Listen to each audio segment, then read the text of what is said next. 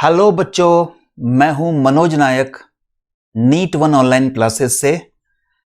बच्चों, आप लोगों की बहुत ज़्यादा डिमांड आ रही है कि हिंदी माध्यम में भी कुछ वीडियोस, कुछ कोर्सेज स्टार्ट करिए सर। इंग्लिश मीडियम की तो यूट्यूब पर भरमार है।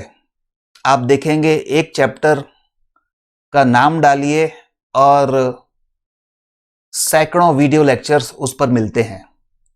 लेकिन हिंदी माध्यम के लिए ऐसा नहीं है। तो बहुत सारे बच्चे जो कि मेरे पास ऐप से जुड़े हुए हैं, कई बिहार से हैं, यूपी से हैं, राजस्थान से हैं, बहुत सारे एमपी से भी हैं।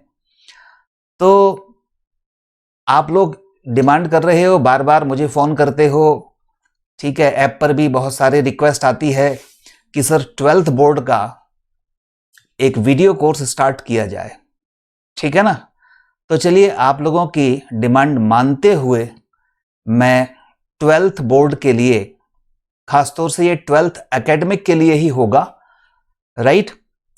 तो 12th बोर्ड के लिए, 12th एकेडमिक के लिए आपका चाहे बिहार बोर्ड हो, यूपी बोर्ड हो, एमपी बोर्ड हो या कोई भी हिंदी माध्यम का बोर्ड हो, अब सभी बोर्ड का सिलेबस लगभग सेम कर दिया है और वो है बच्चों एनसीईआरटी सिलेबस।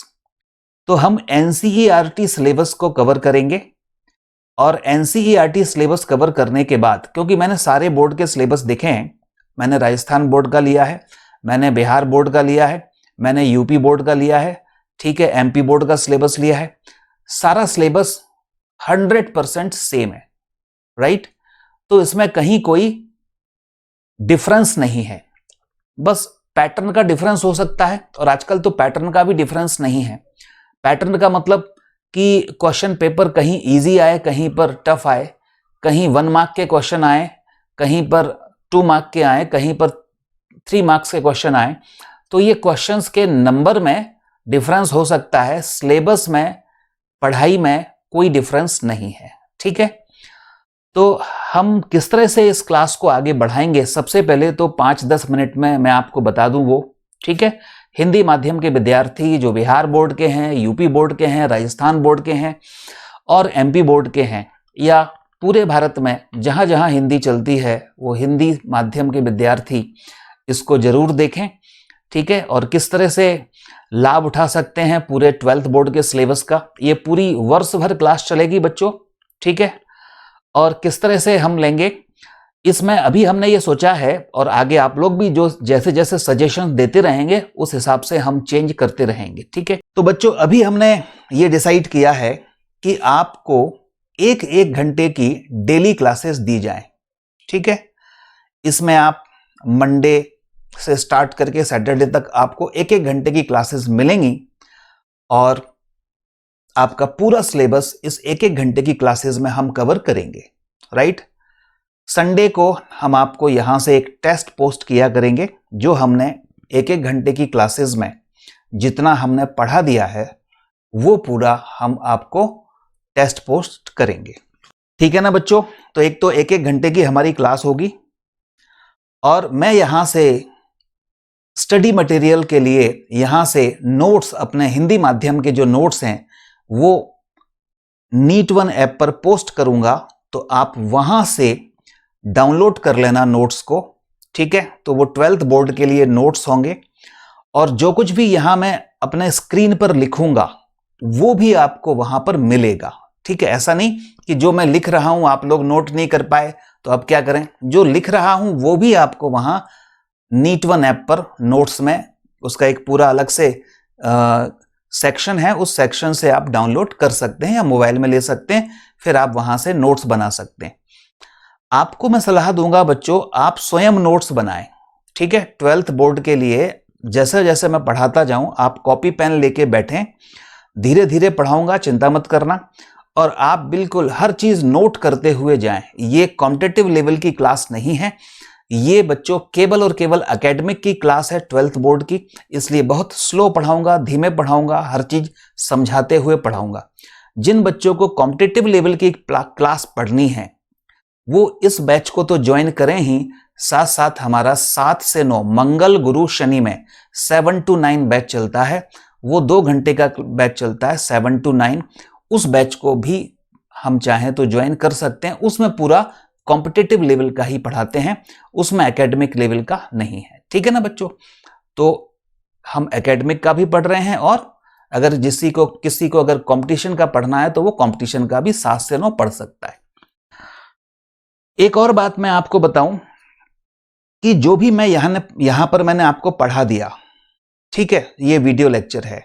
अब ये वीडियो लेक्चर आपको अपने ऐप पर अवेलेबल रहेगा, तो आप अगर 2 महीने बाद भी इस क्लास को देखना चाहेंगे तो आप डेट डालिए, क्लास नंबर डालिए, और आपको वो क्लास अवेलेबल रहेगी, तो आप उसको रिवाइज कभी भी वर्ष भर कर सकते हैं। समझ गए ना? तो अब आपको मान लीजिए डाउट्स आए तो उसको कैसे पूछेंगे? उसको पूछने के लिए भी हमने अपने नीट1 ऐप पर ही एक डाउट के लिए चैट रूम बनाया है। आप वहां पर अपने डाउट्स पोस्ट करिए, मैं आपके वहां जवाब दूंगा। ठीक है? या आपस में और बच्चे भी उस चैट रूम में होते हैं तो वो भी आपस में जवाब देंगे। ठीक है ना? चलिए तो स्टार्ट करें बच्चों आज की क्लास। हिंदी माध्यम के विद्यार्थियों के लिए 12th बोर्ड के लिए आज ये पहली क्लास है। और बच्चों आप जैसा कि जानते हैं, मैं हूं मनोज नायक, नीट1 ऑनलाइन क्लासेस से। ठीक है? आपका फिजिक्स टीचर। चलिए स्टार्ट करते हैं। आज मैं आपको जो बताने जा रहा हूं, हम बच्चों NCERT की जो पहली यूनिट है, फर्स्ट यूनिट है, पहली इकाई है, इकाई 1, ये स्टार्ट करेंगे। बिहार बोर्ड, यूपी बोर्ड और राजस्थान बोर्ड, MP बोर्ड, सभी में पहली इकाई एक ही है। और उस इकाई का नाम है बच्चों, अगर आप देखेंगे तो स्थिर विद्युत। क्या नाम है? स्थिर विद्युत, राइट? अंग्रेजी में कहते हैं इसको इलेक्ट्रोस्टैटिक्स। इलेक्ट्रोस्टैटिक्स, स्थिर विद्युत। इसको एक और नाम से कई बुक में दिया हुआ है, हम इसमें देख सकते हैं। वो दिया है बच्चों आवेश एवं विद्युत क्षेत्र, इस नाम से भी आपकी बुक में मिलेगा, जो भी आप बुक आपके पास हो। और वैसे बुक लेने की जरूरत नहीं है, सब कुछ मैं यहां पढ़ा रहा हूं आपको, फिर भी आप चाहें तो कोई सी भी ले सकते हैं, हिंदी माध्यम की। आवेश एवं विद्युत क्षेत्र के नाम से भी आता है, और इसको हम अंग्रेजी में चार्ज, थोड़ी थोड़ी अंग्रेजी सीख लो, चार्ज एंड फील्ड, इस नाम से भी आपको आपकी बुक में दिया होगा। तो ये बच्चों आज हम आवेश स्टार्ट करेंगे। तो अभी मैं आवेश आपको समझाऊंगा, और समझाने के पहले मैं आपको एक दो बातें और समझा दूं। जो हम फिजिक्स पढ़ रहे हैं इसमें बच्चों आगे न्यूमेरिकल्स आते हैं, डेरिवेशंस आते हैं। आपने जैसे 11th में पढ़ा होगा, तो जो आंकिक प्रश्न आएंगे, डेरिवेशन आएंगे, उनमें मैथमेटिक्स लगता है, उसमें थोड़ा गणित लगता है। अब जो गणित लगता है, अगर आपका गणित अच्छा होगा तब तो आप वो डेरिवेशन और आंकिक प्रश्न समझ पाओगे, और अगर गणित ही गड़बड़ है तो फिर वो क्वेश्चन समझने में थोड़ी सी दिक्कत आएगी। ठीक है? समझ रहे हैं ना बच्चों? तो हम क्या करेंगे, मैं हर क्लास के साथ साथ, अभी शुरुआत की क्लासेस है, मैं थोड़ा थोड़ा आपको गणित भी समझाता हुआ चलूंगा। ठीक है? तो क्योंकि 11th में जो आपको बेसिक मैथ्स पढ़ाया होगा टीचर ने, वो तो आप भूल गए होगे, है ना? लेकिन अब गणित लगेगा फिजिक्स में, तो थोड़ा थोड़ा गणित भी मैं आपको समझाता हुआ चलूंगा, जो मैथ्स फिजिक्स में लगना है, भौतिकी में लगना है। समझ गए? तो आज जैसे मैं आपको द्विपद प्रमेय समझाऊंगा, गणित का पार्ट है लेकिन वो फिजिक्स में लगता है, राइट? ऐसे डेली मैं थोड़ा थोड़ा गणित भी लूंगा, राइट? और कुछ क्लासेस मैं यहाँ रिकॉर्ड कर रहा हूँ। अभी तो मैं यहाँ घर से ही ये रिकॉर्डिंग चल रही है बच्चों, लेकिन अभी चूंकि लॉकडाउन है इसलिए हम लोग अपने मेन क्लास में कोचिंग पर नहीं पहुंच पा रहे हैं। लेकिन जैसे ही ये लॉकडाउन फिनिश होगा या हम लोग अपनी कोचिंग पर जैसे ही पहुंचेंगे तो फिर आपको बोर्ड पर भी मैं पढ़ाऊंगा, क्योंकि वहां पर हमारा पूरा स्टूडियो है ठीक है, वहाँ मैं बोर्ड पर पढ़ाता हूँ। कुछ इस तरह से स्लाइड्स भी होती हैं, एनिमेशन भी होती हैं, कुछ वीडियोस अलग से होते हैं, बहुत सारी बातें उस समय आपको बताऊंगा। तो चलिए स्टार्ट करते हैं। वैसे हम सबसे पहले स्टार्ट कर रहे हैं बच्चों, कौन सा? स्थिर वैद्युत। तो अगली स्लाइड में मैं यहाँ लिख लेता हूं बच्चों, आप लोग भी लिखते जाओ। हमारे टॉपिक का नाम है, आज का टॉपिक है बच्चों कौन सा? स्थिर विद्युत। आप कॉपी पेन ले लो फटाफट और लिखो स्थिर वैद्युत। ठीक है, इंग्लिश में क्या कहते हैं बच्चों? इलेक्ट्रोस्टैटिक्स। ठीक है, अब स्थिर विद्युत इस चैप्टर का नाम है, तो स्थिर विद्युत आखिर है क्या? तो बच्चों क्या होती है, जैसा कि इसके नाम से ही पता चल रहा है, स्थिर मतलब विराम में, रुका हुआ। विद्युत मतलब इलेक्ट्रिसिटी, है ना, विद्युत। तो इस चैप्टर में हम ऐसी विद्युत के बारे में बात करेंगे जो रुकी हुई होगी, विराम में होगी, स्थिर होगी। ठीक है, और उस जब वो स्थिर होगी तो वो क्या क्या प्रभाव डाल सकती है, उन सब की बात हम इस चैप्टर में पढ़ेंगे। ठीक है, इसलिए इस चैप्टर का नाम है स्थिर विद्युत। अब विद्युत में एक शब्द आएगा बच्चों, आवेश। क्या आएगा? आवेश, जिसको अंग्रेजी में चार्ज कहते हैं। तो आवेश से ही विद्युत बनती है, चार्ज से ही विद्युत बनती है। आप कहते हैं ना, हमने मोबाइल चार्ज कर दिया, तो क्या किया? उसने बिजली दे दी उसको, यानी चार्ज दे दिया, इलेक्ट्रिसिटी दे दी, विद्युत दे दी। तो चार्ज ही तो क्या है? विद्युत है। तो जब हम आवेश ही तो क्या है? विद्युत है। तो जब हम आवेश की बात करेंगे और वो अगर स्थिर अवस्था में है तो वो अपने क्या क्या प्रभाव दिखा सकता है, उन सब प्रभावों का अध्ययन हम स्थिर विद्युत में करने जा रहे हैं आज के लेक्चर में। ठीक है ना बच्चों? तो स्थिर विद्युत कौन सी शाखा हुई? तो हम कहेंगे स्थिर विद्युत भौतिकी की वह शाखा है जिसमें आवेश के स्थिर अवस्था में होने का अध्ययन किया जाता है। तो स्थिर विद्युत क्या है बच्चों? भौतिकी की वह शाखा जिसमें आवेश के स्थिर होने का अध्ययन किया जाता है। तो लिख दूं, आप भी लिखते चलो और मैं बोल भी रहा हूं। स्थिर विद्युत क्या है? भौतिकी की वह शाखा जिसमें किसका अध्ययन करते हैं बच्चों? जिसमें आवेश के स्थिर होने पर इसके प्रभाव का अध्ययन करते हैं, अध्ययन करते हैं। तो ये क्या होती है बच्चों? स्थिर विद्युत। ठीक है, अब बात उठती है कि स्थिर है आवेश तो स्थिर विद्युत हो गया। अगर आवेश गतिमान हो जाए तो उसको फिर कहते हैं बच्चों धारा विद्युत। वो अगला चैप्टर आएगा आपका, धारा विद्युत। ये आपने 10th में पढ़ा था, विद्युत धारा पढ़ी थी ना। तो विद्युत धारा में क्या था? इलेक्ट्रॉन बहते थे, गति करते थे। इलेक्ट्रॉन ही तो आवेशित कण हैं, तो वो गति कर रहे हैं। तो जब आवेशित कण या आवेश गतिमान होता है, फिर उसका अध्ययन करें तो वो कौन सी होती है? धारा विद्युत। तो यहां कह सकते हैं हम बच्चों कि आवेश के गतिमान होने पर इसका अध्ययन किस शाखा में आता है? धारा विद्युत में। इसका अध्ययन धारा विद्युत में आता है, साथ साथ लिखते चलना बच्चों।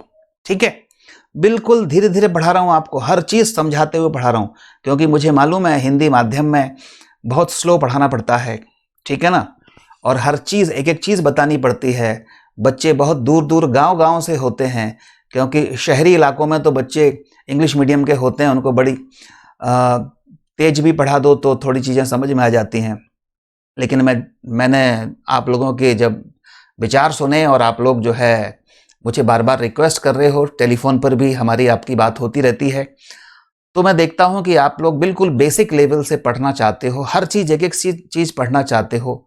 बिहार के कोने कोने में बच्चे बैठे हुए हैं, यूपी के छोटे छोटे गाँव से बच्चे मुझे फ़ोन कर रहे हैं, राजस्थान के छोटे छोटे गाँव से बच्चे फ़ोन कर रहे हैं, जहाँ पर कई जगह पर अभी इलेक्ट्रिसिटी भी नहीं है, वहाँ से बच्चे फ़ोन कर रहे हैं। वो कहते हैं सर हम एक बैटरी से मोबाइल चार्ज करके तब आपकी क्लासेस देखते हैं। तो ऐसे ऐसे रिमोट एरियाज से बच्चे जब मुझे फ़ोन करते हैं तो मुझे लगा कि मुझे हिंदी माध्यम में भी क्लासेस लेनी चाहिए और बिल्कुल बेसिक लेवल से लेनी चाहिए। इसलिए मैं इसमें आपको बिल्कुल बेसिक लेवल से हिंदी माध्यम में क्लास ले रहा हूँ, ठीक है ना? ओके, तो चलें बच्चों, ये हो गया धारा विद्युत। अब हम आगे बढ़ते हैं। स्थिर विद्युत में अभी मैंने आपको कहा कि आवेश, आखिर आवेश क्या है? हम तो बोल रहे थे भौतिकी की वह शाखा जिसमें आवेश के स्थिर होने पर इसके प्रभाव का अध्ययन करते हैं, या आवेश के स्थिर होने का अध्ययन जिस शाखा में करते हैं वो है स्थिर विद्युत। तो आखिर आवेश क्या है? अब प्रश्न उठता है कि व्हाट इज चार्ज, आखिर आवेश है क्या? तो चलो आवेश की बात करें कि आवेश है क्या। ये सब कॉपी कर लिया ना? ओके, अब देखते हैं बच्चों आवेश, आखिर आवेश है क्या? इसको अंग्रेजी में कहते हैं चार्ज। आखिर आवेश है क्या? बच्चों द्रव्यमान क्या है? आपको मालूम है द्रव्यमान क्या है? 9th में, 10th में, 11th में द्रव्यमान पढ़े हो। जैसे ये पेन है तो पेन का द्रव्यमान, मास अंग्रेजी में कहते हैं द्रव्यमान। देखा है क्या आपने द्रव्यमान? देखे हो? बिहारियों से बोल रहा हूं बच्चों, बट बोलो देखे हो? ये जो है नहीं देखे हो ना? देखो द्रव्यमान देख नहीं सकते, द्रव्यमान को अनुभव कर सकते हो, ठीक है ना भैया? तो क्या होता है, जैसे ये यहां पर आपके पास एक पेन है, ठीक है? अब आपसे पूछूं इसका द्रव्यमान है, आप कहोगे द्रव्यमान है। मैं आपसे पूछूं कि इस द्रव्यमान को देखे हो, आप कहोगे नहीं देखे हो, या कोई कहेंगे देखे हो, बोले ये तो है द्रव्यमान, देख लेते हैं। ये आप जो देख रहे हो ये बच्चों इसका मटेरियल देख रहे हो, द्रव्यमान नहीं देख रहे। द्रव्यमान का जो कॉन्सेप्ट है, द्रव्यमान की जो अवधारणा है बच्चों, वो न्यूटन ने दी थी। किसने? न्यूटन ने। और उन्होंने कहा था कि अगर कोई वस्तु जिसका द्रव्यमान है, ठीक है, तो द्रव्यमान किसी वस्तु से संबंधित एक गुण होता है। द्रव्यमान क्या होता है? किसी वस्तु से संबंधित एक गुण होता है, या किसी वस्तु से जुड़ा हुआ एक गुण होता है। उस गुण के कारण ही वह वस्तु अपने चारों तरफ गुरुत्वीय क्षेत्र पैदा करती है। अब ये लंबा सेंटेंस हो गया है ना?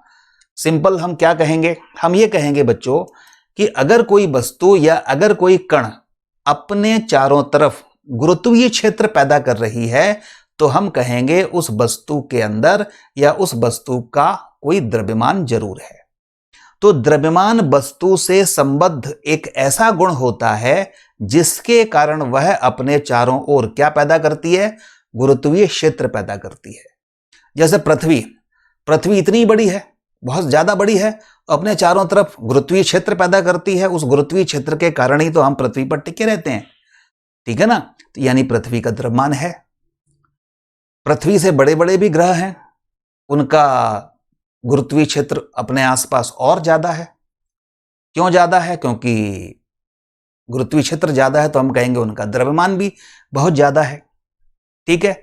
कई इतने छोटे कण होते हैं, बहुत सारे कण होते हैं जिनका जो अपने चारों तरफ गुरुत्वीय क्षेत्र पैदा नहीं करते, तो हम कहेंगे कि उनका द्रव्यमान भी नहीं है। जैसे फोटोन, फोटोन फोटोन होते हैं ना, लाइट कण, जो प्रकाश के कण होते हैं फोटोन। आप जानते हो ना प्रकाश कैसे चलता है? फोटोन के रूप में चलता है। तो जो फोटोन होते हैं बच्चों, फोटोन, वो भी एक कण है, प्रकाश कण के रूप में चलता है। ये भी न्यूटन ने बताया था। तो इन कणों, ये कण अपने चारों तरफ कोई भी प्रकार का क्षेत्र उत्पन्न नहीं करते, तो इसलिए गुरुत्वीय क्षेत्र तो कर ही नहीं रहे, तो हम कहेंगे कि इनका द्रव्यमान भी नहीं है। तो मेरे ख्याल से बात क्लियर हुई होगी। जो गुरुत्वीय क्षेत्र उत्पन्न करते हैं हम कहेंगे उनका द्रव्यमान है। ठीक है, ठीक ठीक इसी प्रकार समझिए, ठीक ठीक इसी प्रकार आवेश को भी देखा नहीं जा सकता। आवेश भी किसी मटेरियल से, किसी पदार्थ से संबद्ध एक ऐसा गुण होता है जिसके कारण वह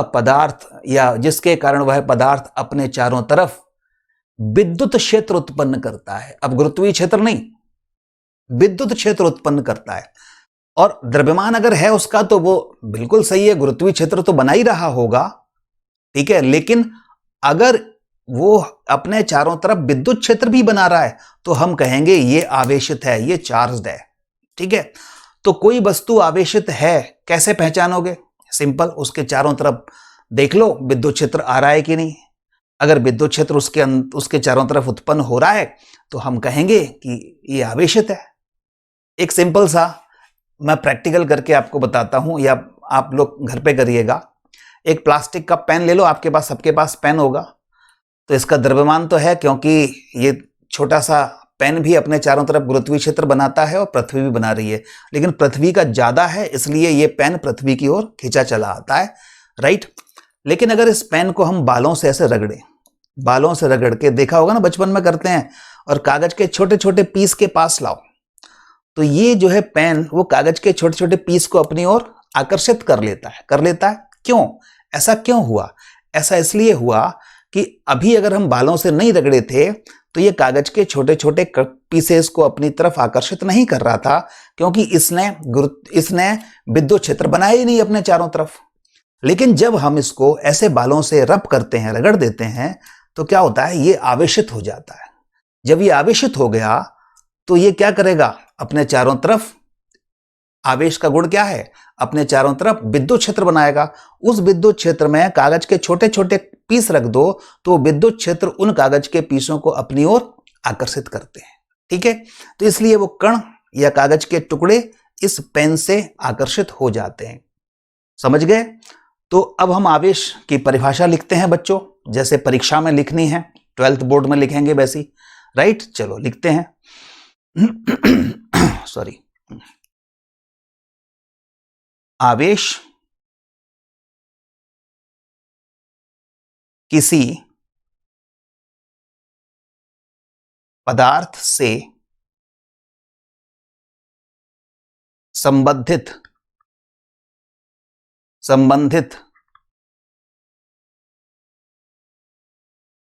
ऐसा गुण होता है। ठीक है ना बच्चों, आप भी लिखते चलो। जिसके कारण यह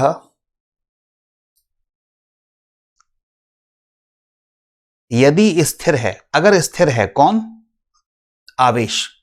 यदि स्थिर है तो विद्युत क्षेत्र उत्पन्न करता है। ठीक है, तो आवेश किसी पदार्थ से संबंधित ऐसा गुण होता है जिसके कारण यह यदि स्थिर है तो विद्युत क्षेत्र उत्पन्न करता है। लेकिन अगर ये मान लो गतिमान हो जाए, आवेश गतिमान हो जाए, हालांकि हम इस चैप्टर में केवल स्थिर आवेश का ही अध्ययन करेंगे, फिर भी अगर ये गतिमान हो जाए तो गतिमान हो जाएगा तो फिर ये अपने चारों तरफ चुंबकीय क्षेत्र भी उत्पन्न करने लगता है। तो वो भी मैं लिख ही देता हूं। यदि यह मीन्स आवेश गतिमान है तो चुंबकीय क्षेत्र उत्पन्न करता है। ठीक है ना बच्चों, क्या करता है? चुंबकीय क्षेत्र उत्पन्न करता है। तो ये आवेश की परिभाषा हुई। अब इसी में एक लाइन और लिख लेते हैं। क्या होता है, मान लो कोई आवेशित वस्तु है या आवेशित कण है, उसको अगर हम इन क्षेत्रों में रख दें, विद्युत क्षेत्र में रख दें, यानी बाहर से पहले से ही विद्युत क्षेत्र है और उसमें किसी आवेशित कण को रख दिया या चुंबकीय क्षेत्र में गति कराया, तो फिर इन क्षेत्रों के प्रभावों का भी वो अनुभव करता है। तो लिख सकते हैं, यदि आवेश को इन क्षेत्रों में रखें या गति कराएं तो इनके प्रभाव का अनुभव भी कर सकता है, भी कर सकता है। ठीक है, आप चाहें तो यहां तक लिख सकते हैं, आवेश की परिभाषा परीक्षा में आता है, या इतना थोड़ा सा और लिख सकते हैं। आगे हम बहुत डिटेल में आप जाएंगे, ये बिल्कुल बेसिक चीजें हैं वो बता रहा हूं, राइट। तो इनके प्रभाव का भी अनुभव कर सकता है। वैसे होता यह है कि जैसे आवेश है, आवेश को बच्चों हम Q से प्रकट करते हैं, किससे? Q से या स्मॉल q से। जैसे द्रव्यमान को कैपिटल M या स्मॉल m से लिखते थे, तो आवेश को क्या लिखेंगे? कैपिटल Q या स्मॉल q से लिखेंगे। आवेश को कैपिटल Q या स्मॉल q से लिखते हैं।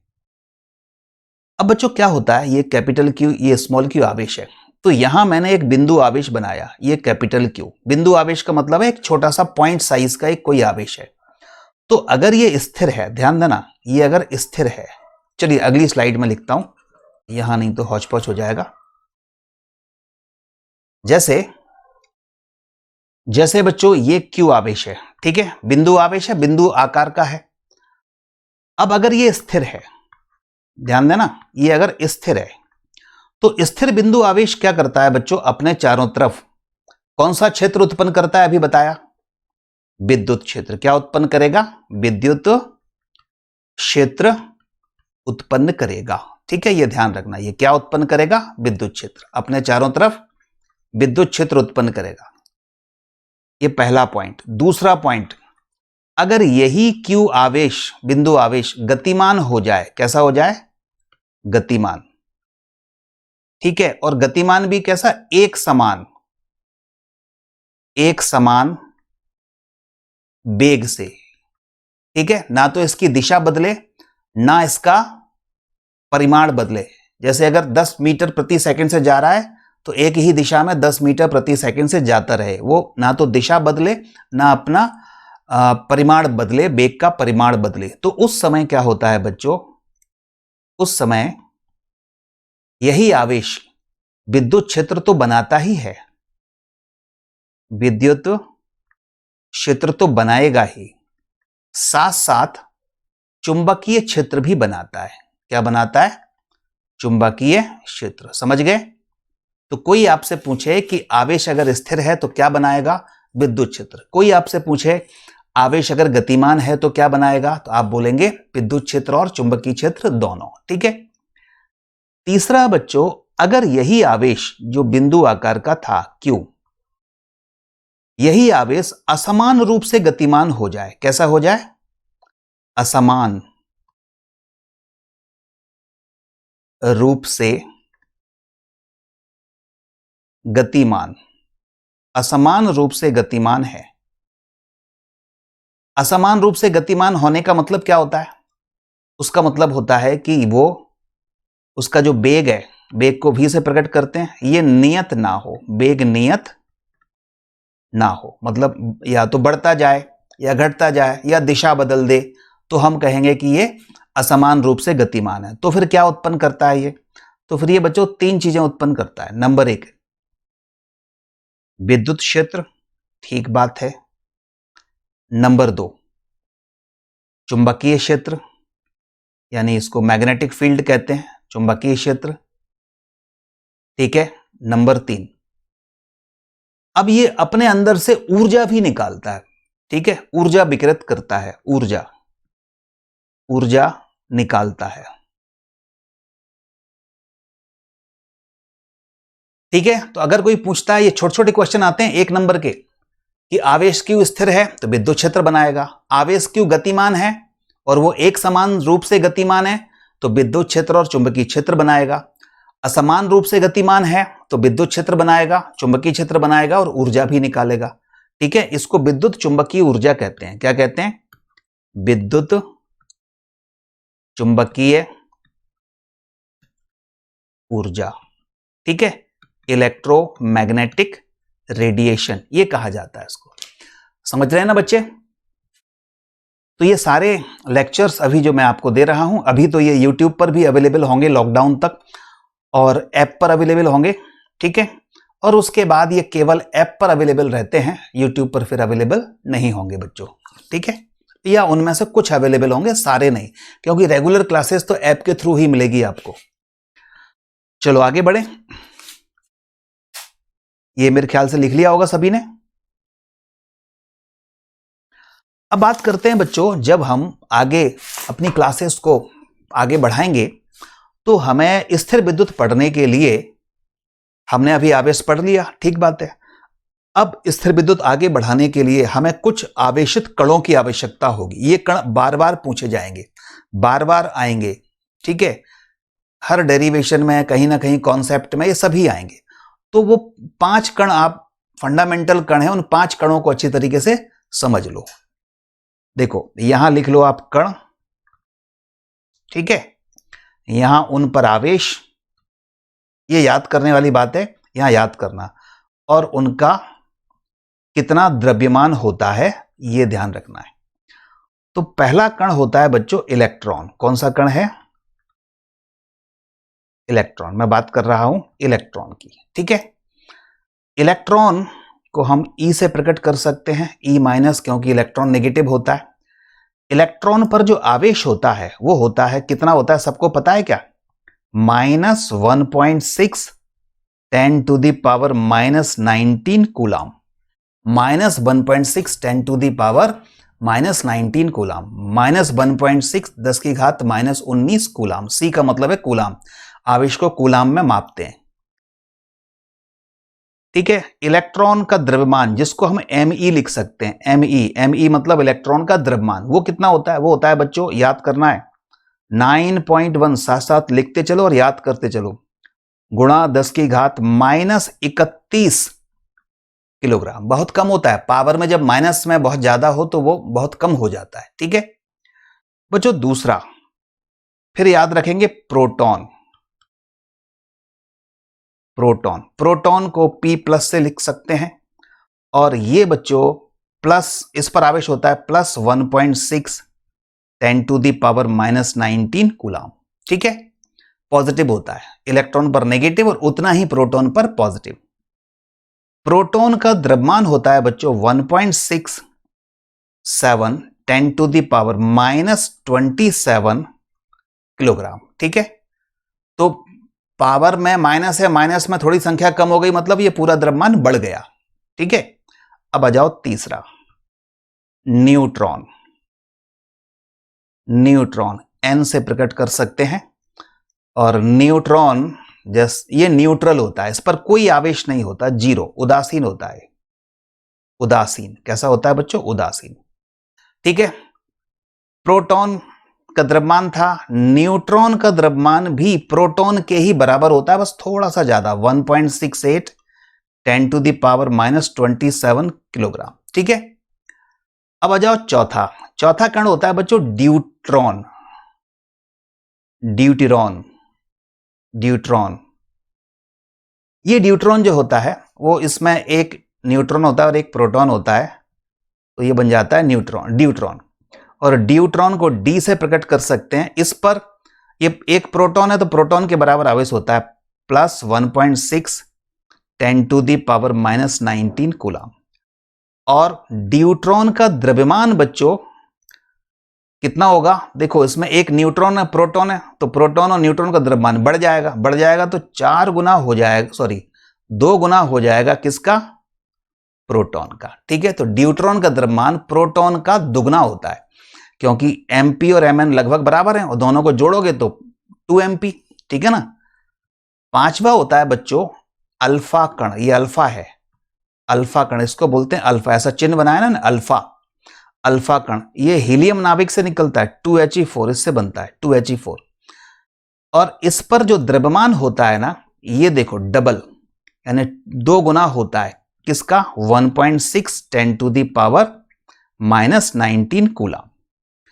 और अल्फा कण का द्रव्यमान 4 गुना होता है बच्चों, किसका? प्रोटॉन का। यहां 4 लिखा है, ये द्रव्यमान है, ठीक है। तो ये जो डेटा है ये अच्छी तरह रट लो, याद कर लो। इलेक्ट्रॉन का आवेश -1.6 10⁻⁻19 कूलम, द्रव्यमान 9.1 10⁻31 किलोग्राम, प्रोटॉन P+, इस पर आवेश कितना? प्लस का होता है 1.6 10⁻⁻19 कूलम, C मतलब कूलम। और MP, प्रोटॉन का द्रव्यमान 1.67 गुणा 10⁻⁻27 किलोग्राम। न्यूट्रॉन उदासीन है, 0, और न्यूट्रॉन का द्रव्यमान Mn 1.68 10⁻⁻27 किलोग्राम। ड्यूट्रॉन D से डिनोट करेंगे, 1.6 10⁻⁻19 कूलम, यानी प्रोटॉन के बराबर आवेश है, लेकिन द्रव्यमान प्रोटॉन का दुगना है। अल्फा कण पर 2 गुना आवेश है प्रोटॉन का और द्रव्यमान 4 गुना है। अगर थोड़ा सा एनालाइज करूं मैं, विश्लेषण करूं, तो मैं ये कहूंगा कि इलेक्ट्रॉन का जो द्रव्यमान है, अब कुछ पॉइंट्स हम यहां समझते हैं। इलेक्ट्रॉन का द्रव्यमान है वो बहुत कम है, किससे? प्रोटॉन की अपेक्षा। तो कितना गुना है? कैलकुलेट करते हैं तो ये 1/1836 गुना आता है प्रोटॉन के द्रव्यमान का, ठीक है, ये याद रखना। दूसरा बच्चों, हम देख रहे थे कि अगर मैं आपसे पूछूं कि इलेक्ट्रॉन पर आवेश कितना है, इलेक्ट्रॉन पर आवेश, तो इलेक्ट्रॉन पर आवेश आपने बताया माइनस का 1.6 10⁻⁻19 कूलम। ये जो 1.6 इंटू 10⁻⁻19 है, इतने भाग को हम कहते हैं E। क्या कहते हैं? Small e। ये E से प्रकट करते हैं इसको, तो ये हो जाएगा -E। इलेक्ट्रॉन पर आवेश कितना हुआ? -E, और E का आंकिक मान कितना है? 1.6 10⁻⁻19 कूलम। तीसरा, प्रोटॉन, आपसे पूछें प्रोटॉन पर आवेश क्या होगा, क्या बताओगे आप बच्चों? प्रोटॉन पर आवेश वो था +1.6 10⁻⁻19 कूलम, तो इसको मैं +E लिख सकता हूं, ठीक है ना। चौथा, ड्यूट्रॉन पर आवेश क्या बताओगे आप? वो भी +1.6 10⁻⁻19 यानी +E। पांचवा, अल्फा कण पर आवेश क्या बताओगे? बोलो आप बताओगे। प्रोटॉन का दुगना होता है तो प्लस का होता है, +2E, ठीक है। छठवा, द्रव्यमान की अगर बात करें तो प्रोटॉन का द्रव्यमान और ड्यूट्रॉन का द्रव्यमान लगभग बराबर होता है। सेवंथ, अल्फा कण का द्रव्यमान 4 गुना होता है, किसका? प्रोटॉन का। तो ये भी हम थोड़ा विश्लेषणात्मक रूप से भी थोड़ा समझ लें, ठीक है, कौन किससे जितना भारी है, कौन किसके बराबर है, ये भी अपने को याद होना ही चाहिए। तो बच्चों, यहां मैंने आपको अभी मैंने केवल सिंपल इंट्रोडक्शन दिया है। स्थिर विद्युत होती क्या है, कौन सी शाखा है, उसमें हमने आवेश की बात करी और आवेश क्या होता है, ठीक है। और फिर हमने यहां पर देखा कि आवेश कुछ मूलभूत कण हैं, कुछ फंडामेंटल कण हैं, उन पर आवेश क्या होता है, उनके द्रव्यमान क्या होते हैं। तो इनको अच्छी तरीके से याद कर लो। धीरे धीरे क्लासेस हमारी आगे बढ़ेंगी बच्चों, ठीक है ना। थोड़ा सा और पढ़ें फिर आगे बढ़ते हैं, राइट। अभी मैं यहां पर आवेश मापन की कुछ इकाइयों के बारे में बात कर रहा हूं। इकाइयां, ठीक है, यह आवेश मापन की इकाई, या इसको बोलते हैं मात्रक। आवेश मापन के मात्रक क्या है? क्योंकि जैसे द्रव्यमान को नापना है तो किलोग्राम होता था, ग्राम होता था, ठीक है, ऐसे ही आवेश को मापना है तो कूलाम होगा। तो अभी मैं इनके कुछ मात्रक आपको बता रहा हूं बच्चों। एक होता है बच्चों एसआई मात्रक, 11th में पढ़े थे ना, एमकेएस, सीजीएस, एसआई। तो एसआई मात्रक होता है कूलाम। कूलम, आप कूलाम भी कह सकते हैं हिंदी में, ठीक है। और ये सी से प्रकट करते हैं। ये कूलाम क्या है बच्चों? बड़ी इकाई है। इसलिए जब छोटे छोटे मात्रक लेंगे तो हम पढ़ेंगे ये milli coulomb, micro coulomb, mu C मतलब माइक्रो कूलाम, नैनो कूलाम और पीको कूलाम, इन सब की बात करेंगे आंकिक प्रश्नों में। जैसे 1 मिली कूलाम, मिली को बदलना हो कूलाम में तो मिली मतलब होता है 10 की घात -3, तो हो गया 10 की घात -3 coulomb. Micro, 1 micro coulomb, micro का मतलब होता है 10 की घात -6, तो ये हो गया 1 माइक्रो कूलाम बराबर 10 की घात -6 कूलाम। बच्चों एक नैनो, नैनो मतलब होता है 10 की घात -9, तो 10 टू द पावर -9 कूलाम हो गया। Pico, 1 pC, pico coulomb, pico होता है बच्चों 10 की घात -12 कूलाम, तो ये हो गया 10 टू द पावर -12 कूलाम। समझ गए? क्लियर हुई बात? Milli coulomb, micro coulomb, nano coulomb और पीको कूलाम। ये तो बच्चों ऐसा ही मात्रक हुआ, लेकिन इतने ही नहीं है, बहुत सारे और मात्रक भी हैं, उनकी हम धीरे धीरे बात करेंगे। अभी आप केवल इतना समझिए, ठीक है, क्योंकि सारी चीजें एक साथ मैं पढ़ा दूंगा तो फिर कहीं ना कहीं सब दिमाग में हौच-पौच हो जाएगा। तो आप धीरे धीरे पढ़िए, ठीक है, सच हर चीज समझते हुए चलिए, याद करते हुए पढ़िए। जब मैं कल क्लास लूंगा तो आज की सारी क्लास आपके दिमाग में होनी चाहिए, ठीक है ना। तो इसमें इतना रखते हैं हम। और अब मैं आपको बेसिक मैथमेटिक्स का एक पार्ट ले रहा हूं या पढ़ा रहा हूं, वो है बच्चों कौन सा? द्विपद प्रमेय। वो भी आगे फिजिक्स में लगेगी, तो कहां कहां लगेगी वो सब मैं बताऊंगा। और चलिए अब मैं आपको क्लास में ले जा रहा हूं। क्लास की रिकॉर्डिंग है बच्चों, और रिकॉर्डेड लेक्चर में वो आपको दे रहा हूं, ये अभी जो चल रहा था। अब मैं आगे एक रिकॉर्डेड लेक्चर आपको दे रहा हूं द्विपद प्रमेय का। तो द्विपद प्रमेय आपको, आप पूरा लेक्चर देखना एक तरफ से, ठीक है, ज्यादा लंबा नहीं है, लगभग 20-25 मिनट का लेक्चर है। और उसमें मैंने द्विपद प्रमेय होती क्या है वो समझाई है, द्विपद प्रमेय को किस प्रकार से भौतिकी में उपयोग करना है वो समझाया है, और द्विपद प्रयोग के, द्विपद प्रमेय के अलावा और कितना मैथमेटिक्स और कितना गणित भौतिकी में, फिजिक्स को समझने में लगता है, उनकी भी शुरुआत में मैंने बात की है, ठीक है। तो एक एक टॉपिक हम धीरे धीरे क्लास में लेते रहेंगे, जिससे कि आपको गणित का पार्ट भी अच्छी तरह समझ में आ जाए, जो भौतिकी में लगेगा। एडवांस गणित नहीं पढ़ा रहा, जो भौतिकी में लगेगा वो गणित पढ़ा रहा हूं, और बाकी का मैं आपको ये करा ही रहा हूं, ठीक है ना। ठीक है बच्चों, तो कल फिर मिलते हैं हम। तब तक जो लोग इसको YouTube पर देख रहे हैं वो चैनल को सब्सक्राइब कर लेना, और हिंदी माध्यम के बच्चों में उनको थोड़ा सा और लाभ हो, क्योंकि और ज्यादा से ज्यादा हिंदी माध्यम के बच्चे इस चैनल से जुड़ जाएं, ठीक है, जिससे कि क्योंकि जब स्टार्ट किया ही है तो ज्यादा से ज्यादा बच्चे देखें। तो आप इसको अपने और फ्रेंड्स में भी शेयर कर लेना, इस चैनल को सब्सक्राइब कर लेना, शेयर कर लेना, और कहीं कोई आपको सजेशन देना हो, कोई सुझाव देना हो, तो वो भी आप कमेंट्स में लिखना, ठीक है ना बच्चों। तो अगर आप कमेंट्स लिखेंगे, अगर आप इसको ज्यादा से ज्यादा शेयर करेंगे अपने दोस्तों में, तो मैं और आगे इसको बढ़ाऊंगा, ठीक है ना। तो चलिए, थैंक यू बच्चों आज के लिए। बिहार वाले, यूपी वाले, एमपी वाले और राजस्थान वाले, और जहां जहां हिंदी माध्यम के विद्यार्थी हैं जो मुझे बार बार कह रहे थे कि सर इंग्लिश मीडियम में तो आपने बहुत सारे बना दिए, बहुत सारा यूट्यूब भरा पड़ा है इंग्लिश मीडियम से, हिंदी में भी तो कुछ करो। तो चलिए, हिंदी मीडियम में आपकी मैं सुनता हूँ, और हिंदी माध्यम से 12th बोर्ड के लिए पूरा करा रहा हूँ। अच्छा, एक्चुअली क्या होता है कि हमारे यहाँ पर हिंदी माध्यम में कॉम्पिटिटिव लेवल की क्लास तो 25 वर्षों से चल रही है, ठीक है, 25 ईयर्स हो गए हैं मुझे पढ़ाते हुए, और मैं हिंदी माध्यम में तो सारी क्लास ले ही रहा हूं, ठीक है।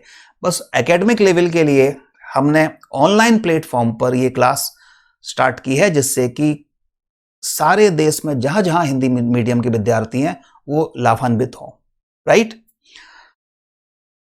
इंग्लिश की तो पूरा यूट्यूब भरा पड़ा है और मेरे चैनल पर भी आप देखेंगे तो कंपटीशन के लिए बहुत सारी इंग्लिश मीडियम की ही क्लासेस हैं, तो हिंदी वाले विद्यार्थी भी लाभ उठाएं।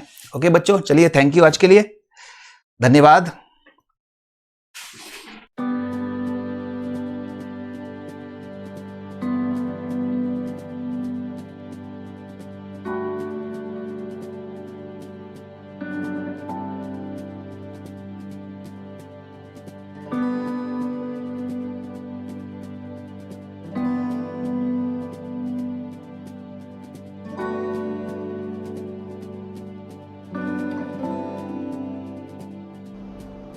चलिए देखो, बेसिक मैथ्स में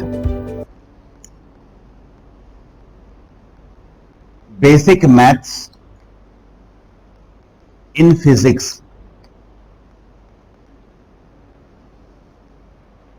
कहते हैं ना फिजिक्स उन्हीं की अच्छी होती है जिनका मैथमेटिक्स अच्छा होता है। नहीं, क्योंकि पूरी फिजिक्स किस पर आधारित है? मैथ्स पर आधारित है, गणित पर आधारित है। लेकिन इसमें घबराने की जरूरत इसलिए नहीं है क्योंकि अपने को इतना मैथमेटिक्स नहीं चाहिए कि बिल्कुल 11th 12th और एडवांस लेवल का मैथमेटिक्स पढ़ना हो। आपको तो बिल्कुल बेसिक चीजें चाहिए, ठीक है। जैसे एलकेजी से 10th तक का चाहिए थोड़ा थोड़ा, वो भी पूरा नहीं चाहिए, थोड़ा थोड़ा चाहिए। फिर 11th का और 12th का थोड़ा थोड़ा चाहिए। इतना थोड़ा सा अगर मैथमेटिक्स अपने को पता है तो हम फिजिक्स में बिल्कुल पारंगत हो सकते हैं। अब फिजिक्स में क्या क्या कौन कौन सा मैथमेटिक्स लगेगा, उनके सबसे पहले मैं टॉपिक नेम लिख देता हूं, फिर एक एक करके हम उनको डिस्कस करेंगे, ठीक है। कहीं कोई दिक्कत हो तो आप जरूर पूछ लेना, और मैं ज्यादातर प्रॉब्लम सॉल्विंग में रहता हूं तो उस समय भी आकर के पूछ सकते, ठीक है। तो जैसे सबसे पहले जरूरत पड़ेगी, जो बेसिक नीड है मैथ्स की, वो आपने कक्षा 1 और कक्षा 2 में पढ़ा है। क्या पढ़ा है? 1 से लगा करके 25 तक आपको पहाड़े टेबल याद होनी चाहिए।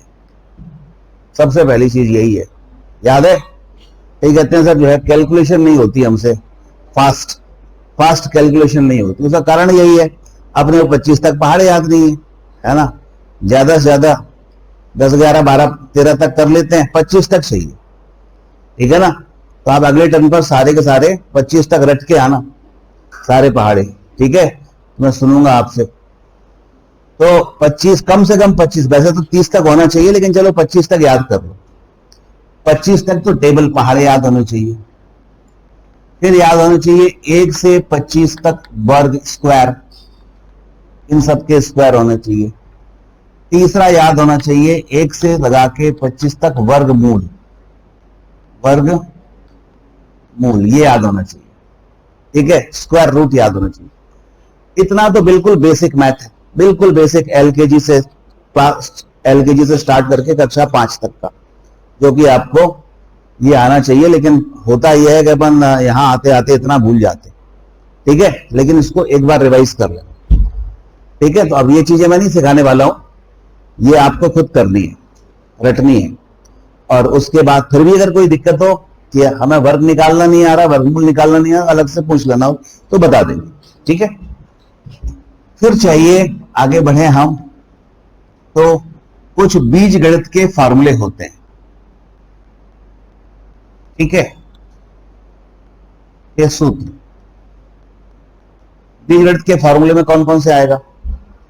अलजेब्रा के फार्मूले, a प्लस बी का होल स्क्वायर है, a प्लस बी का होल क्यूब है, ठीक है, a माइनस बी का होल स्क्वायर है। इस तरह के फार्मूले जो आपने मिल जाएंगे, आपकी जो मैथमेटिक्स की बुक है बेसिक मैथ्स इन फिजिक्स आपको मिली होगी। अभी मिली नहीं मिली?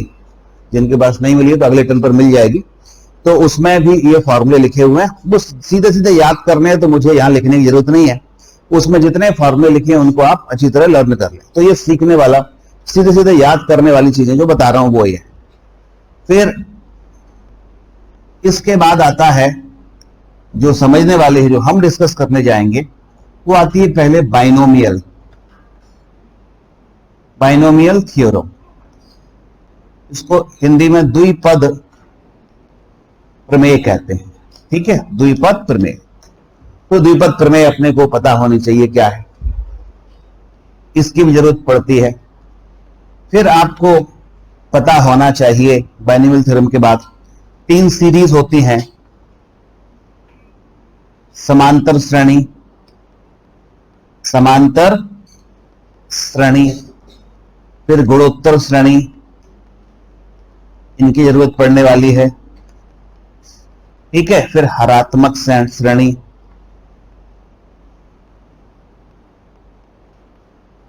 एरिथमेटिक प्रोग्रेशन, ज्योमेट्रिक प्रोग्रेशन और हार्मोनिक प्रोग्रेशन, इनकी जरूरत पड़ेगी।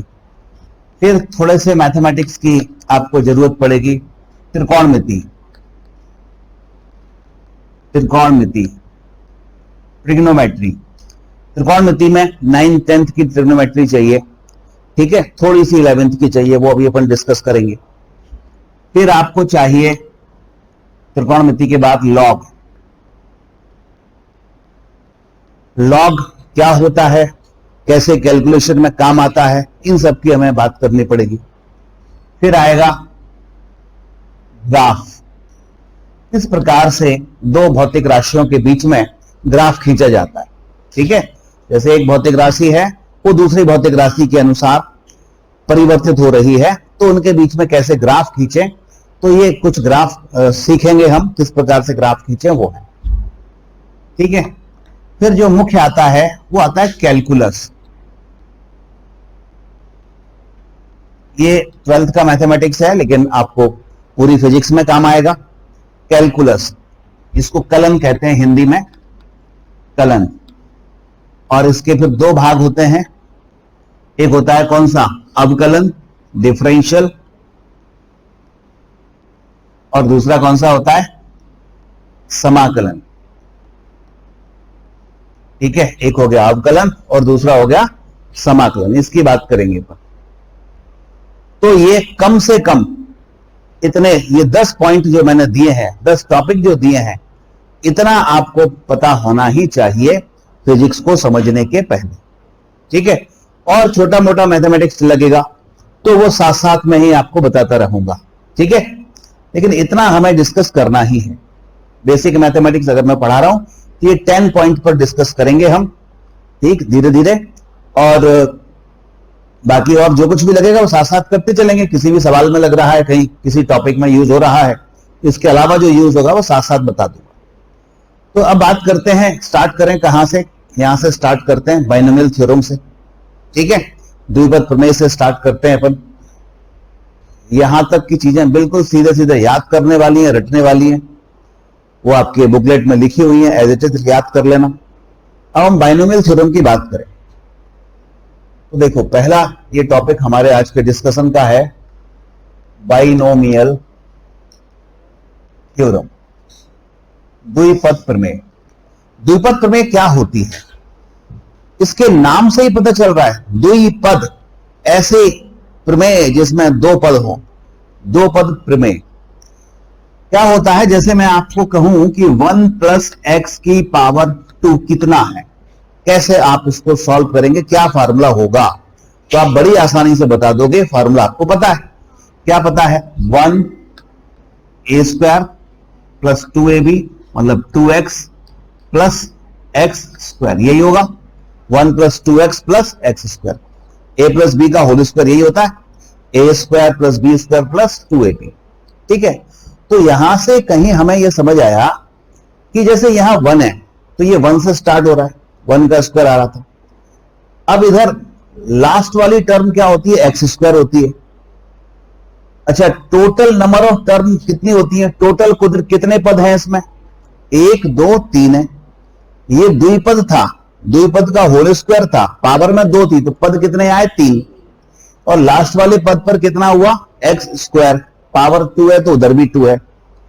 अगर मैं 3 लूं, 1 + x की पावर 3 लूं, इसमें भी 2 पद हैं, पावर 3 है, तो कितने पदों की संख्या आएगी, जैसे 2 में 3 आए थे तो पावर 3 में 4 आएंगे। और ये पक्की बात है, पहला पद 1 होगा और लास्ट वाला x की पावर 3 होगा। अब 1 + x की घात 4 लूं तो पहला 1 होगा, ये पक्की बात है, और सबसे लास्ट वाला x की घात 4 होगा, और टोटल नंबर ऑफ टर्म कितने होंगे, 5 होंगे। तो इसी को अगर जनरलाइज कर लिया जाए कि 1 + x की घात n, इसको खोलना है, 1 प्लस एक्स की घात n। तो जिस प्रमेय से खोलते हैं इसको, उसको कहते हैं द्विपद प्रमेय, मतलब बाइनोमियल थ्योरम। ठीक है, समझ में आई? तो आपको फिजिक्स में तो किसी भी पावर की जरूरत पड़ेगी, जरूरी थोड़ी ना 1 प्लस एक्स की पावर 2 ही हो, 1 प्लस एक्स की पावर -9 हो, 1 प्लस एक्स की पावर -10 हो, कुछ भी हो, पॉजिटिव नेगेटिव पावर, या फ्रैक्शन में पावर हो, 1 प्लस एक्स की पावर -3/2 हो। तो इन सभी पावर्स को ओपन करने के लिए हमें द्विपद प्रमेय की जरूरत पड़ती है, क्योंकि बार बार फिजिक्स में ये आएंगे कहीं ना कहीं, समझ रहे हैं? तो चूंकि अगर ये पता है तो आसानी से हम कर लेते हैं, और पता नहीं है तो फिर हमें समझ नहीं आता कि ये जो है कैसे कर दिया है टीचर ने। ठीक है ना? तो इसको अपन करते हैं। चलिए, इसको करने के लिए एक टर्म है जिसको कहेंगे हम फैक्टोरियल। फैक्टोरियल अंग्रेजी में याद रखेंगे, फैक्टोरियल यानी गुणनखंड करना, फैक्टोरियल, फैक्टर करना। फैक्टोरियल का ये यहां पर ऐसे चिन्ह होता है एल टाइप का। ठीक है, जैसे फैक्टोरियल 2 लिखना है तो इसको ऐसे लिखा जाएगा, फैक्टोरियल 2। अब फैक्टोरियल का मतलब होता है, जैसे यहां पर 1 फैक्टोरियल लिखा तो फैक्टोरियल 1 का मान होगा 1। अब अगर मैं कहता हूं फैक्टोरियल 2, तो कुछ नहीं करना, उल्टी गिनती लिख दो गुणा करके, 2 गुणा 1 कितना आया? 2। फैक्टोरियल 2 कितना हो गया? 2। फिर मैं कहता हूं फैक्टोरियल 3, फिर हो जाएगा 3 की उल्टी गिनती लिखो, गुणा कर दो, 3 इंटू 2 इंटू 1 कितना आ गया? 6। फिर मैं कहता हूं फैक्टोरियल 4 कितना हो जाएगा? 4 3 2 1 कितना आ गया? बोलो 24। ऐसे आ जाएगा, ऐसे आगे बढ़ता चला जाएगा। अब अगर मैं फैक्टोरियल n निकालूं तो क्या आएगा? फैक्टोरियल n बताओ। पहला जैसे 4 आया था तो n आएगा, ठीक है। फिर 4 में से 1 कम हो गया था, 3 हो गए थे, तो n में से 1 कम कर दो, कितना? n-1 हो गया। फिर एक और कम कर दो, क्योंकि एक और कम हुआ था, n-2 हो गया। फिर एक और कम कर दो, n-3। कम करते करते लास्ट में 4 3 2, लास्ट में 1 ही बचेगा। ठीक है, क्योंकि सभी में देखो लास्ट में 1 बच रहा है, उल्टी गिनती लिखते लिखते लिखते। समझ रहे हैं? अच्छा, इधर जो लिखा है आप बताओ, ये जो मैंने फैक्टोरियल 2 लिखा है, ध्यान देना, इसको, इस 1 को फैक्टोरियल 1 लिख सकते हैं, तो इसको ऐसा लिख सकते हैं 2 फैक्टोरियल 1 लिख सकते हैं कि नहीं?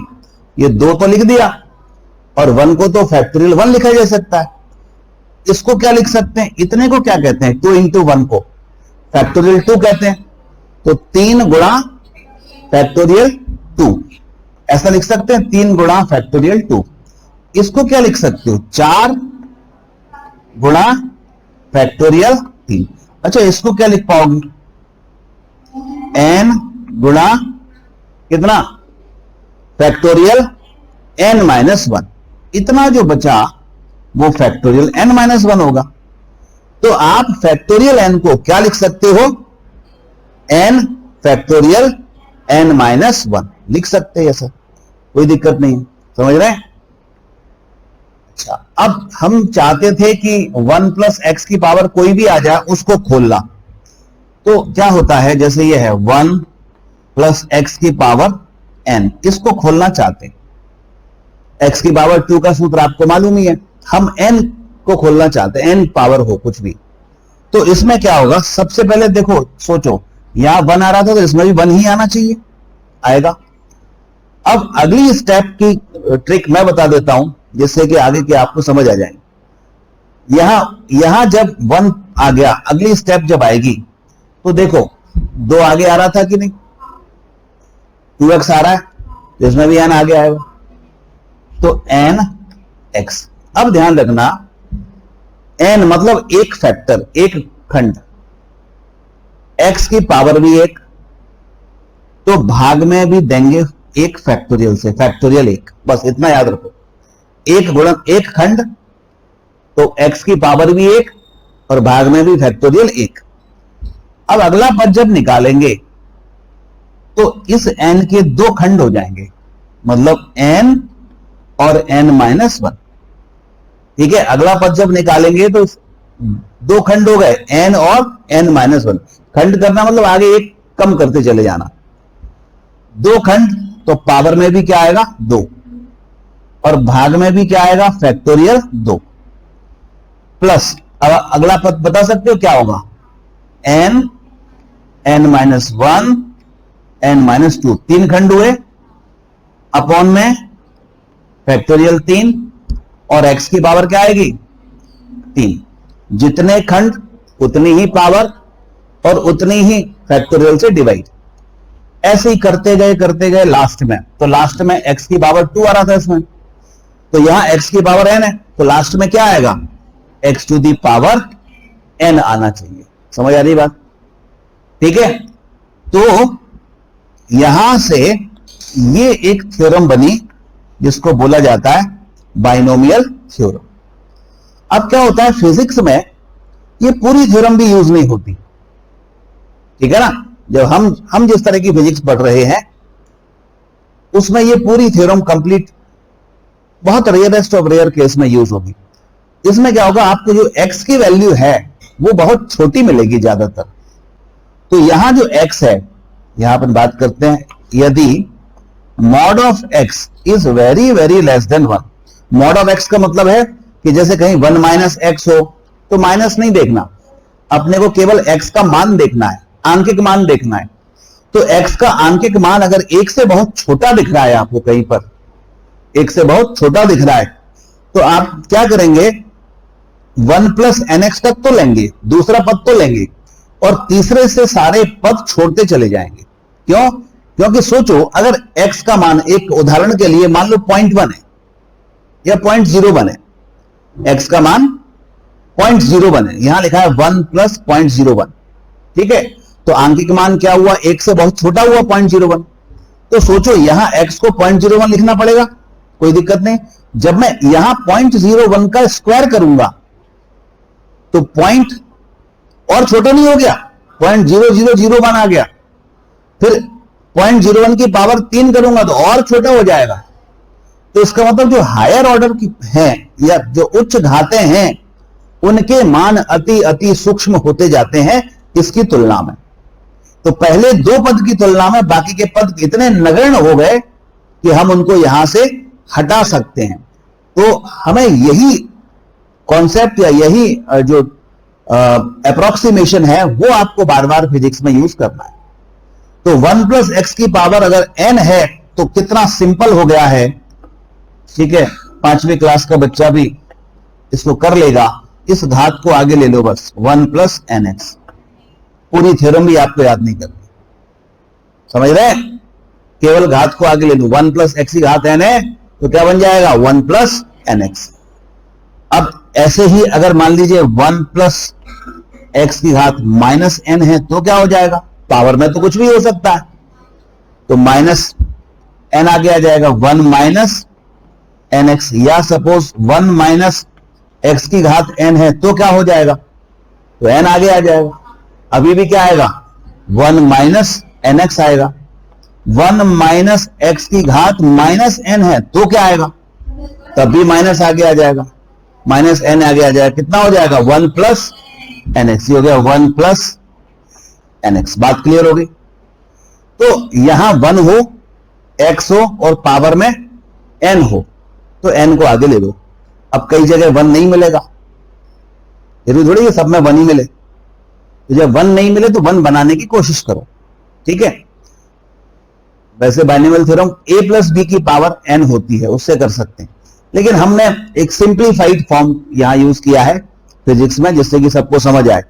तो यहां मैंने 1 प्लस एक्स इसलिए सिंपल फॉर्म इसका यूज किया है जिससे कि आपको ये समझ आए।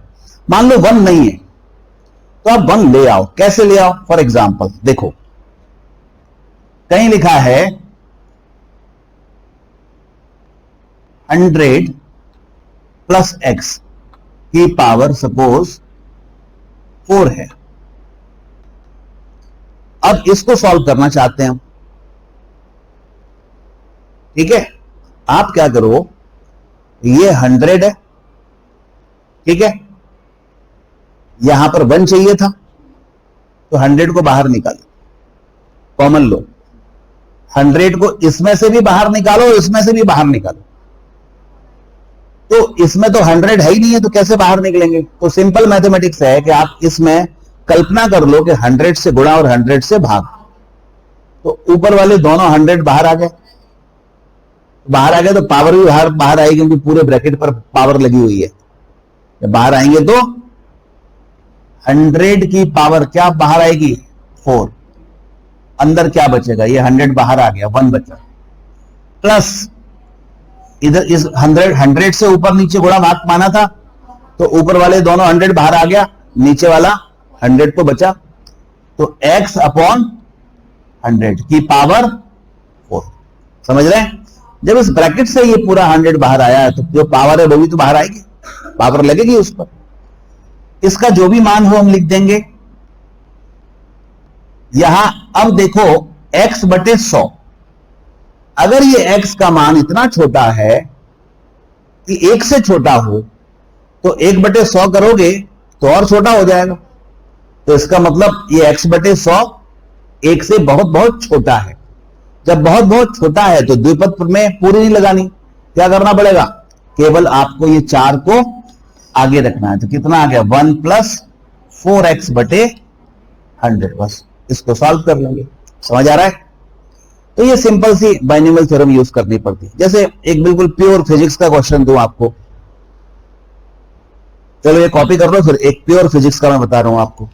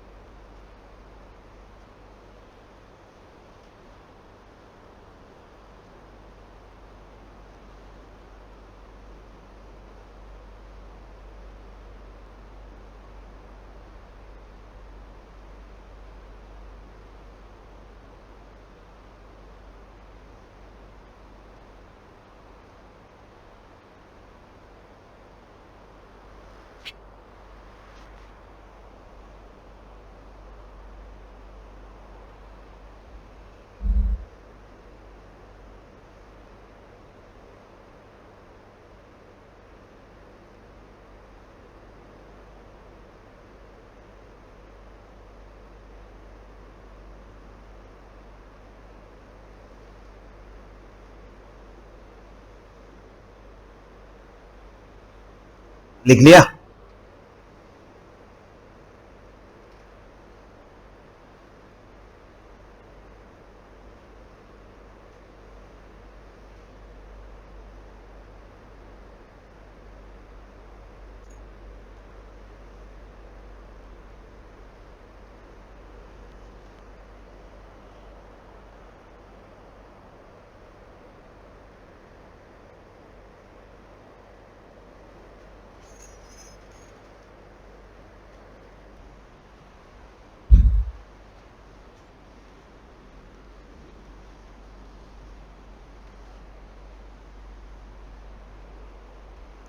देखो एक प्रैक्टिस के लिए एक छोटा सा क्वेश्चन देखें।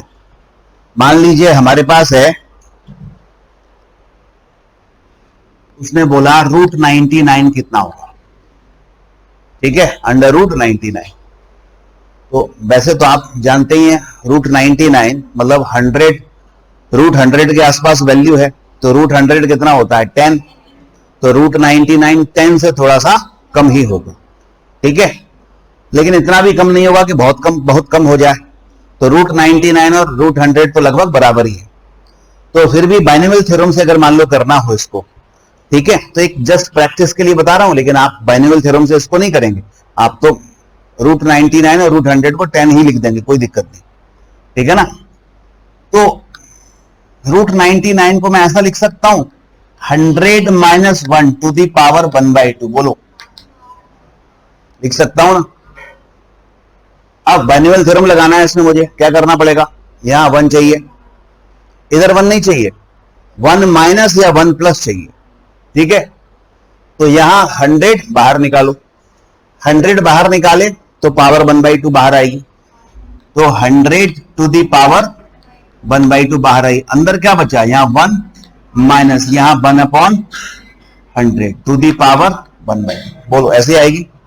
इसमें 100 से ऊपर नीचे गुणा भाग मान लो, 100 का वर्गमूल तो हो गया 10,